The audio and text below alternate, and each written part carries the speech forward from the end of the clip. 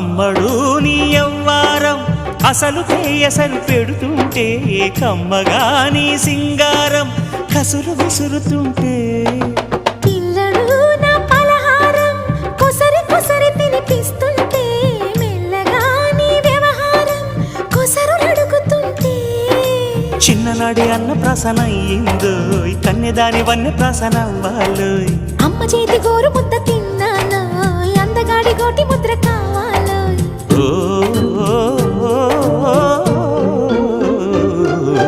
కాస్త నన్ను నువ్వు నిన్ను నేను కోరుకుంటే కోరుకున్న చోట నువ్వు నేను చేరుకున్న చోట ఉన్న దీపం మారుతుంటే ఆరుతున్న వేళ కన్నెకాలు జారుతుంటే